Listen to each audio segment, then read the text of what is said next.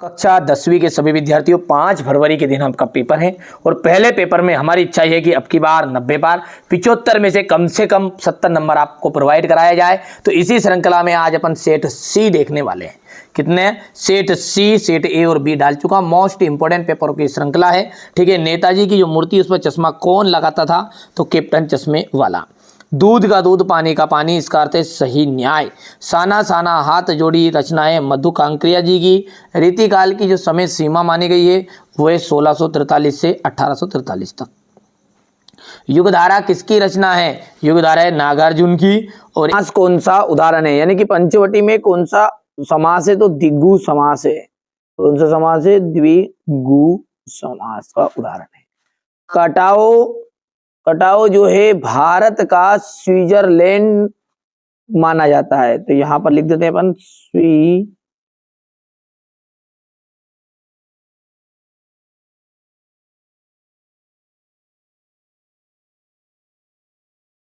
Switzerland.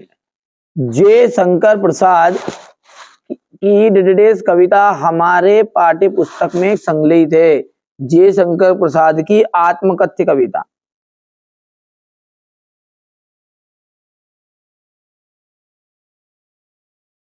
आत्मकथ्य कविता हमारे पाठ्य पुस्तक में संकलित है। ठीक है, यहां से भर दिया है पूरा। भटियार खाना कहते थे मन्नू भंडारी के पिता रसोई को।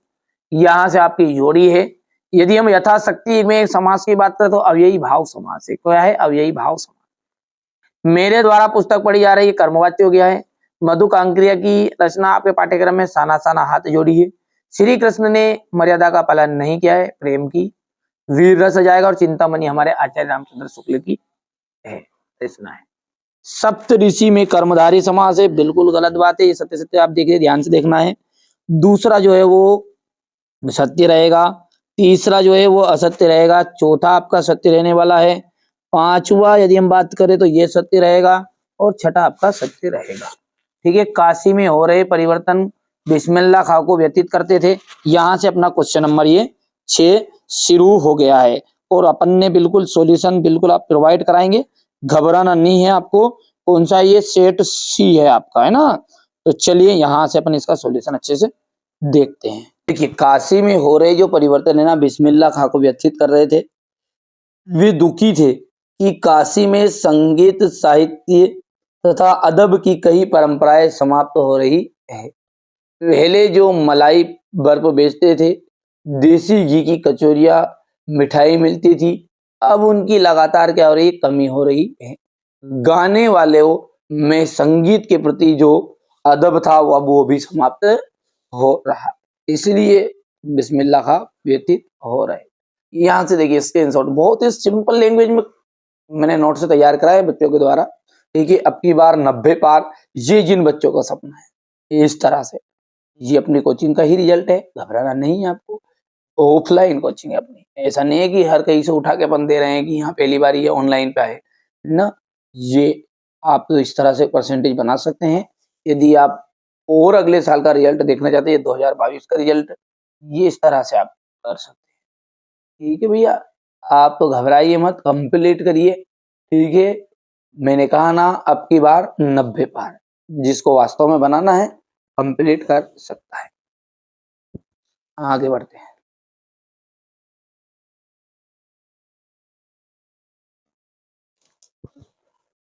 लेखिका मन्नू भंडारी के व्यक्तिगत पर किन किन व्यक्तियों का किस रूप में प्रभाव पड़ा? तो लेखिका मन्नू भंडारी को 2 व्यक्तियों ने विशेष रूप से प्रभावित किया। एक तो उनके पिता, दूसरे उनकी शिक्षिका शीला अग्रवाल। पिता गोरे रंग को महत्व देते थे और जबकि लेखिका जो थी श्याम वर्ण की थी, काले रंग। भगत की पुत्रवधू उन्हें अकेला क्यों नहीं छोड़ना चाहती? तो भगत की जो पुत्रवधू थी ना, वो उन्हें अकेला नहीं छोड़ना चाहती थी। क्यों? क्योंकि भगत की देखभाल करने वाला कोई नहीं था, उनके खाने पीने का प्रबंध करने वाला भी कोई नहीं था, तथा उनके खाने आदि की व्यवस्था करने एवं उनके साथ उनकी देखभाल के लिए रहना चाहती थी। ठीक है, हो गया इतना। चलिए आगे बढ़ते हैं। लेखक की दृष्टि में सभ्यता और संस्कृति की सही समझ अब तक क्यों नहीं बन पाई है? लोग सभ्यता और संस्कृति शब्दों का प्रयोग खूब करते हैं, लेकिन इनके अर्थ समझ में नहीं आते हैं। इन शब्दों के साथ विशेषण लगने पर कुछ अर्थ समझ में तो आता है, परंतु वहाँ गलत गलत ही होता है। जैसे भौतिक सभ्यता और आध्यात्मिक सभ्यता में भौतिक और आध्यात्मिक विश्लेषण लगने पर उनके अर्थ गड़बड़ाते गए। यही कारण है कि सभ्यता और संस्कृति शब्दों को सही समझ अभी तक नहीं हो पाई है। आगे बढ़ते हैं और अगला देखते हैं। तो यहाँ से देखिएगा आपका यशपाल और यतीन्द्र मिश्र का आपका लेखक परिचय क्वेश्चन नंबर उसमें। तो यहाँ से आप यशपाल का लेखक परिचय करना है आपको। ठीक है, हमारे जो एमपी बोर्ड में होता है ना, वो आपसे है ना ये जीवन परिचय ये इतना पूछता ही नहीं है ना, आपसे रचनाएं पूछता है। तो यहाँ से देखिए ज्ञानदान, तर्क का तूफान, पिंजरे की उड़ान, झूठा सच, देशद्रोही। और भाषा शैली आप देख लीजिएगा, ये शैली है।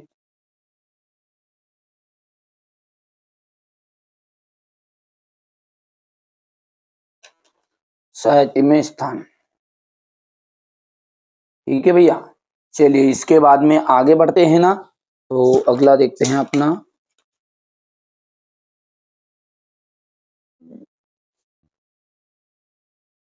ये क्वेश्चन नंबर 9 है।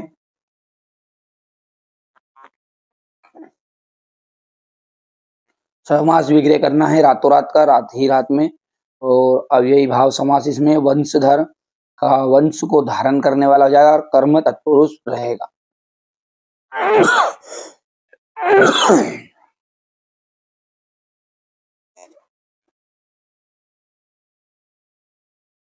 इस तरीके से आप है ना, ये बहुत ही शॉर्टकट तरीके से मैंने लिखवा लिए हैं बच्चों के द्वारा, ताकि आपको कम समय में पूरी जानकारी मिल जाए। ये अथवा रहेगा इसका। ये क्वेश्चन नंबर 11 है। यहां से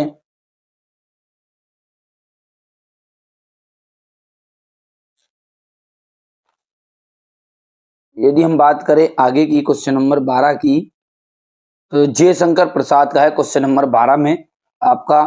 ये आप जीवन परिचय का स्क्रीनशॉट लीजिए फटाफट से। देखिए यहां से पूछता है अपने एमपी बोर्ड में, थे ना भैया, रचनाएं हैं कामयानी, लहर, झरना, आंसू। काव्यारी, लहर, झरना, आंसू। करुणालय, चित्रधार, प्रेम पथिक, महाराणा का महतू, कानन, कुसुम आदि। ये आप पहले ऊपर के चार भी बहुत है, कामयानी, लहर, झरना, आंसू। और भाव पक्ष की बात करें तो समस्ता का इन्होंने संदेश दिया है। ठीक है, दूसरा है छायावाद के ये जनक माने जाते हैं। पढ़ लेना आप थोड़ा थोड़ा, सिंपल है।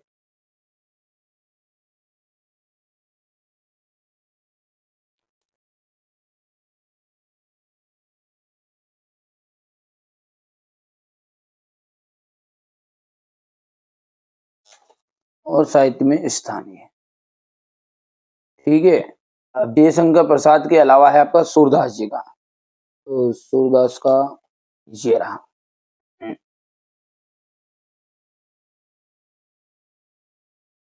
हो गया।